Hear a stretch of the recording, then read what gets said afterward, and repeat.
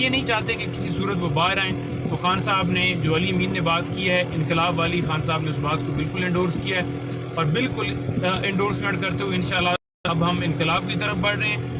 آپ کے سامنے واضح جو بول رہا ہوں کہ اب انقلاب جو ہے وہ آئے گا. انقلاب کیسے آئے گا کہ عوام سڑکوں پر نکلے گی، عوام اپنا حق لے گی، عوام اپنی رائے رکھتی ہے، عوام آواز اٹھائے گی، حق کے لیے آواز اٹھائے گی، جمہوریت کے لیے آواز اٹھائے گی، عدلیہ کی ذاتی کے لیے آواز اٹھائے گی، قانون اور آئین کی بالادستی کے لیے آواز اٹھائے گی، عوام مینڈیٹ کی واپسی کے لیے آواز اٹھائے گی، عوام نکلے گی کہ ایسی عوامی نمائندہ حکومت ہو، مہنگائی کنٹرول ہو. یہ ساری چیزیں ہیں. تو جس وقت عوام نکلتی ہے تو عوام اپنے فیصلے منواتی ہے. انشاءاللہ تعالیٰ عوام اپنا فیصلہ منوائے گی.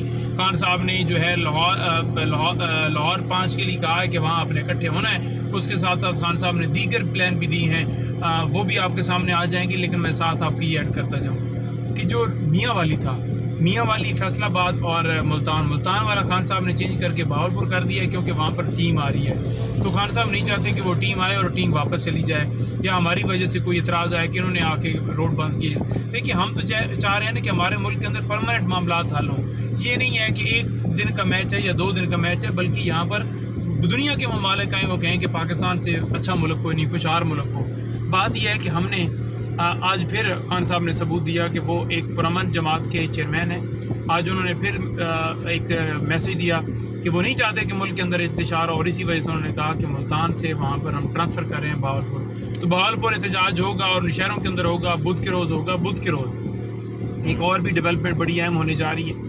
اس ڈیولپمنٹ کے حوالے سے انشاءاللہ تعالیٰ کل تک میں آپ کو واضح بتا بھی دوں گا، اور اس کو انشاءاللہ تعالیٰ میں کر رہا ہوں، میرے ساتھ علی بٹر کر رہے ہیں اور ہمارے دیگر دوست کر رہے ہیں. وہ آپ کے سامنے آ جائے گی اور انشاءاللہ تعالیٰ آپ دیکھیں گے کہ آنے والے دنوں کے اندر آپ کو واضح طور پر جو ہے وہ نظر آئے گا کہ کس طرف جو ہے اس ملک کے اندر ہوا جو ہے قانون کے مطابق فیصلے کروانے کے لیے یا قانون کی بالادستی کے لیے کس حد تک جو ہے ہوا چل پڑی ہے. اچھا پنجوتا صاحب بتائیے گا، جس طرح رات کو خبریں آئیں کہ بشرا بی بی کو ان کا دوپٹہ اتار کر ان کی چیکنگ کی گئی، تو اس حوالے سے کیا کوئی تصدیق ہوئی ہے؟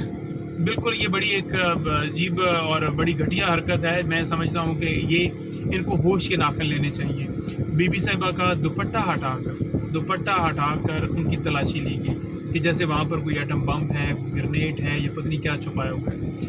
آپ کے پاس پہلے آپ کی کسٹڈی میں ہے، آپ نے ایلیگل اریسٹ کیا ہوا ہے، ان کو بٹھا کے رکھا ہوا ہے، پھر آپ کا من ہی نہیں بھر رہا. آپ پولیٹیکلی اس حد تک وکٹمائزیشن اور گر چکے ہیں کہ آپ اخلاقیات کی تمام حدیں پار کر چکے ہیں. اچھا بتائیے گا، مولانا فضل الرحمان نے کہا ہے کہ اس پارلیمنٹ کو حق ہی نہیں ہے کہ وہ آئینی ترمیم لے کر آئے، دوبارہ الیکشن کروائیں، جو عوامی منتخب نمائندے ہوں وہ کچھ کریں تو کریں.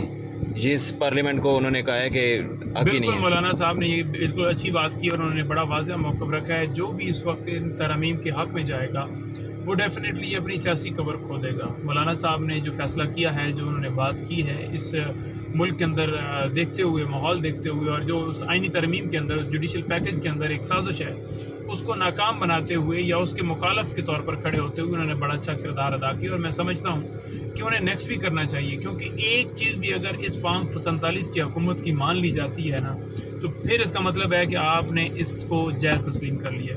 ہم کسی صورت یہ نہیں ہونے دیں گے انشاءاللہ تعالیٰ. اچھا پنجوتا صاحب آخر میں بتائیے گا، کیا اب پاکستان تحریک انصاف کا فائنل راؤنڈ شروع ہونے والا ہے احتجاج کا، یا یہ کیا ہوگا؟ خان کی رہائی تک احتجاج جاری رہے گا؟ بالکل ابھی فائنل راؤنڈز کے اندر یہ مرحلہ پہنچ چکا ہے. احتجاج جو ہیں بڑھ رہے ہیں، اور جو اس وقت جو بھی احتجاج ہوگا اس وقت تک خان نے کہا ہے کہ جاری رہے گا جب تک ہم اپنی منزل کے اوپر پہنچ نہیں جاتے.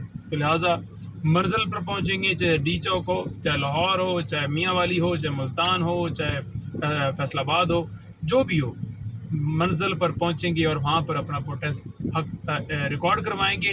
کیونکہ یہ آئین پاکستان کا آرٹیکل 16 جو ہے ہمیں حق دیتا ہے، right to assemble, right to association article 17 ہے. اسی طرح سے اگر آپ دیکھتے جائیں تو تمام جتنے بھی فنڈامنٹل رائٹس ہیں وہ آپ کو اویلیبل ہوتے ہیں، اور وہ آئین پاکستان آپ کو دیتا ہے. کسی کا باپ، کسی کا دادا، کسی کا چاچا آپ سے وہ حق چھین نہیں سکتا.